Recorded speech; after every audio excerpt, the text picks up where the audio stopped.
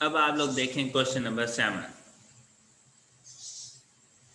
अब आप लोग देखें क्वेश्चन नंबर 7।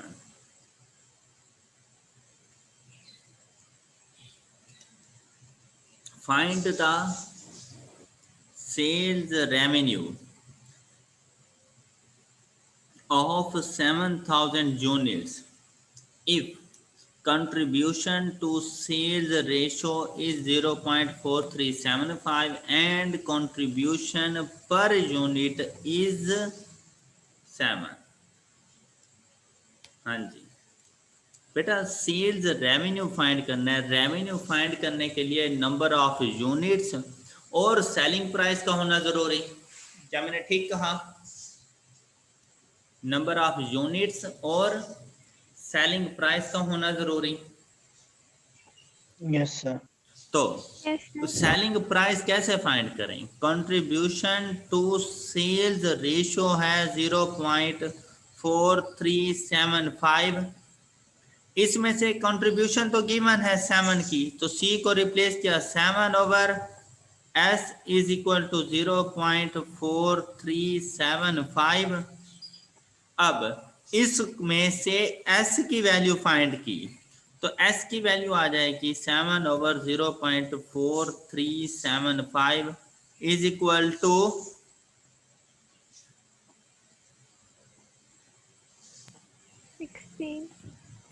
16। तो सेलिंग प्राइस कितनी हो गई? 16 सर। तो अब रेवेन्यू क्या आ जाएगा? 16 multiplied by 7,000 is equal to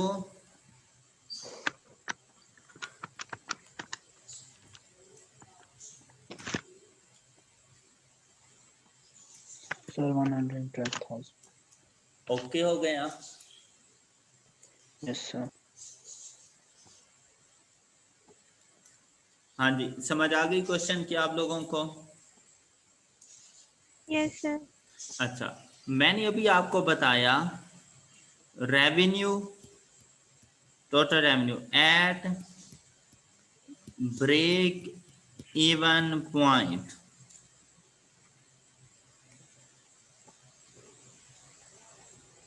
is equal to total revenue at break even point is equal to fixed cost over contribution to sales ratio। Yes sir. Okay okay, Yes, ऐसे ही था ना? लेकिन अब इस क्वेश्चन में हमें तो ये नहीं बताया गया ना कि ये 7,000 हमारा ब्रेक इवन पॉइंट है। ये तो नहीं बताया गया ना हमें। Yes, sir. तो ऐसी सिचुएशन में अगर आपने total revenue at any point find करना हो, मतलब एनी नंबर ऑफ यूनिट, चाहे वो ब्रेक इवन पॉइंट है या नहीं है, तो फिर आप total contribution divided by contribution to sales ratio कर दिया करें। Total contribution divided by contribution to sales ratio. अब आप खुद सोचें बेटा, ब्रेक इवन पॉइंट पर तो फिक्स्ड कॉस्ट और टोटल कंट्रीब्यूशन दोनों एक दूसरे के इक्वल होते हैं। Yes sir. तो क्या दोनों में कोई फर्क पड़ेगा? लेकिन अगर ब्रेक इवन पॉइंट के अलावा कोई भी और पॉइंट है तो फिर टोटल कंट्रीब्यूशन और फिक्स्ड कॉस्ट अलग अलग होती हैं। अब हमें तो नहीं पता था कि 7,000 हमारे पास ब्रेक इवन पॉइंट है या नहीं है, लेकिन क्या हम 7,000 पर टोटल कंट्रीब्यूशन फाइंड कर सकते हैं? 7,000 यूनिट्स पर क्या टोटल कंट्रीब्यूशन फाइंड हो सकती है? बताएं बेटा। Number of units given, contribution per unit भी गिवन। क्वेश्चन में 7 रुपीज पर यूनिट कंट्रीब्यूशन है, 7,000 नंबर ऑफ यूनिट्स हैं, दोनों को मल्टीप्लाई करवा दो Yes, sir. तो टोटल Yes, कंट्रीब्यूशन नहीं आ जाएगा। आ जाएगा सर। तो टोटल कंट्रीब्यूशन डिवाइडेड बाय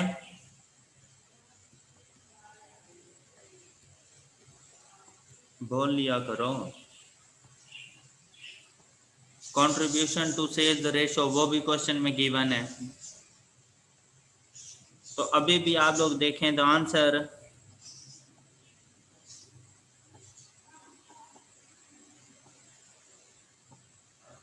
आवाज नहीं आ रही? आ सर रही है आज सर। तो क्या समझ नहीं आई आपको? सर आ गई है, वो मैं लिख रही थी। आ रही है। साथ साथ बोलते रहा करें, जब मैं पूछूं तो उस टाइम बोल के मुझे बताया करें। तो okay sir. Total revenue at any point is equal to total contribution over contribution to sales ratio. तो टोटल कंट्रीब्यूशन के लिए 7000 को मल्टीप्लाई करवा दें कंट्रीब्यूशन पर यूनिट 7 के साथ, तो 49,000 डिवाइड कर देंगे कंट्रीब्यूशन टू सेल्स रेशो 0.4375, तो आपके पास आ जाएगा total revenue at 7000 units. Clear? Yes sir. अच्छा, अब अगर इसी क्वेश्चन में होता कि 7000 unit is the break even point, और फिर आपसे पूछता फाइंड फिक्स्ड कॉस्ट, तो क्या आप फिक्स्ड कॉस्ट बता सकते थे उसे? Yes sir. कैसे? सर 7000 सर ये को टोटल रेवेन्यू को मल्टीप्लाई कर लेते हैं उसके बाद। टोटल रेवेन्यू को किससे मल्टीप्लाई कर कंट्रीब्यूशन देते हैं? Contribution contribution to sales sales ratio. Ratio. Total revenue को मल्टीप्लाई कर देते कंट्रीब्यूशन पर यूनिट से। Yes sir. Sir contribution to sales ratio. बेटा, ब्रेक इवन पॉइंट पर total contribution and fixed cost एक दूसरे के इक्वल नहीं होते। Yes sir. तो फिक्स टोटल कंट्रीब्यूशन कितनी है? 49,000। 49,000। तो फिक्स्ड कॉस्ट क्या होगी? ये 49,000। 49 था, बस इतना सा बताना था।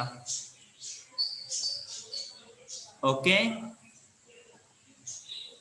Yes yes sir. सर।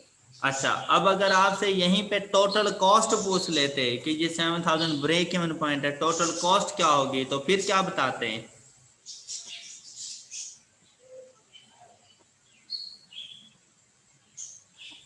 फिर क्या बताते हैं? फिर हम सो जाते हैं, है ना बेटा? Total revenue is equal to total cost break even point पर। टोटल रेवेन्यू 112,000, तो टोटल कॉस्ट भी यही है 112,000। हादिया नींद आ रही है? नहीं सर, थोड़ा कंफ्यूजिंग है ये। कंफ्यूज इसमें कंफ्यूजिंग है क्या?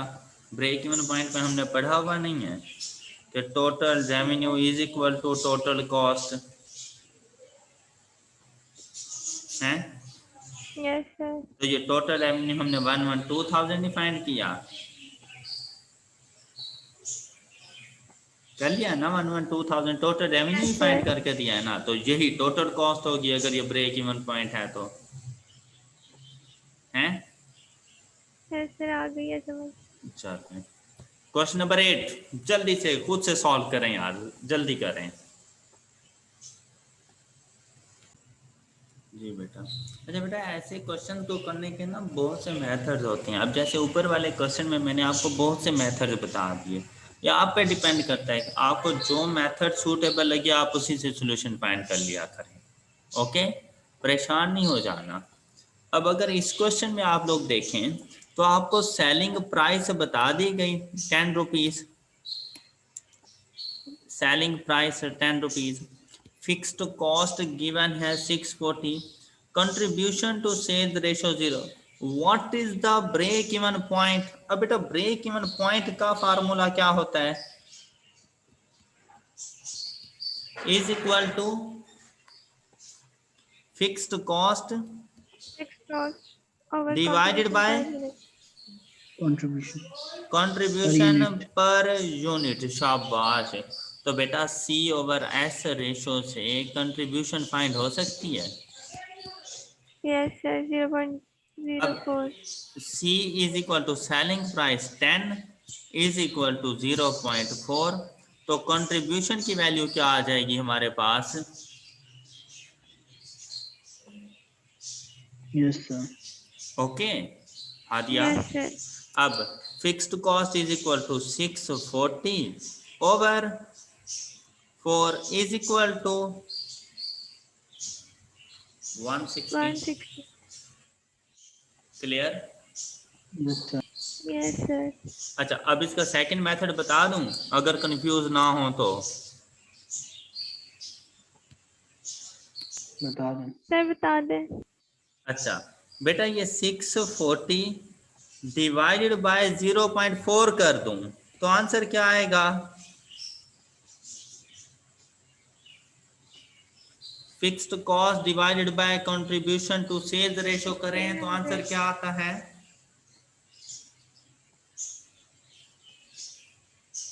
1600. और ये 1600 अब क्या कहलाएगा? Total revenue at Total break even revenue point. of the. Yes, sir. Yes, sir. और अगर इसको डिवाइड कर दें सेलिंग प्राइस के साथ तो रिजल्ट आएगा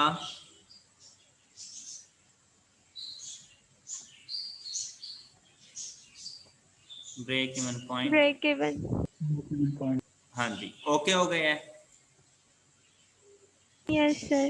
चलें बेटा, ये मेरे नोट्स के तो सारे क्वेश्चन क्लियर, और ये नोट्स तो मैंने आपके साथ कल शेयर कर लिए थे ना? Yes, sir. हो गए थे। चलें, गुड, शाबाश। अब आपका रहता है ये क्वेश्चन बैंक। आपको याद है ना, क्वेश्चन बैंक में से कुछ क्वेश्चन हमने नहीं किए थे। Yes, sir. तो ये ज़रा 2.7 देखिएगा, आपको समझ आ गई इसकी?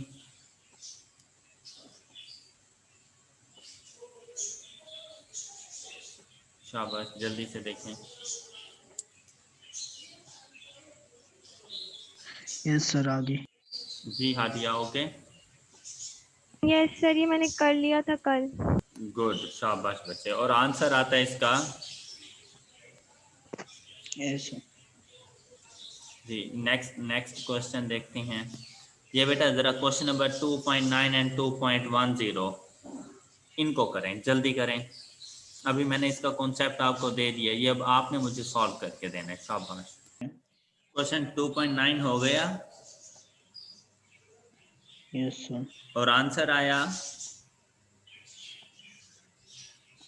140, sir. 140. क्लियर। और 2.10 हो गया।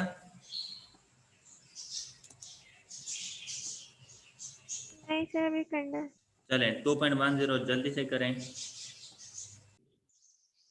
जी बेटा, क्वेश्चन 2.10 का आंसर 242,500। क्या किसी एक्सप्लेनेशन की ज़रूरत है इन क्वेश्चंस को? No, sir. जी हादिया। नो सर, हो गया। चल, गुड, शाबाश। अब 2.14 देखें क्या हो जाता है। यस सर, ये हो गया था। चलिए जी, जरियाब कैलकुलेटर Sir, हो पे। गए थे sir. गुड। और अब आप लोग 2.18, 2.19 एंड 2.20 इन क्वेश्चन को जल्दी जल्दी सॉल्व करें। जी बेटा, तो 2.18 का आंसर 650 यूनिट यस सर। और 2.19 का आंसर 900 900 और 2.20 का आंसर और 15,000 बॉक्सेस। Yes sir. जी। Yes, अच्छा sir. बताएं, किसी किस्म के एक्सप्लेनेशन की ज़रूरत है? No No, sir. sir. अच्छा, अब आप खुद बताएं, क्या कॉस्ट बिहेवियर का टॉपिक अच्छे से प्रिपेयर हो नहीं गया? यस सर, हो कोई गया। कोई इशू तो नहीं है ना अब इसमें? No sir. चलें, ये बहुत अच्छा हो गया। अब हमारा बेटा ये कॉस्ट बिहेवियर ना चैप्टर 1 में है और इसके क्वेश्चन चैप्टर 2 में है। कॉस्ट बिहेवियर का टॉपिक हो गया है, चैप्टर 2, 3 और 7 हो गए हैं, ऐसा ही है। अब हम लोगों ने चैप्टर 8 एंड 9 स्टार्ट करने थे। Yes sir. Yes, sir. चलते हैं, और वो 8 एंड 9 कल करें। Yes sir. Same.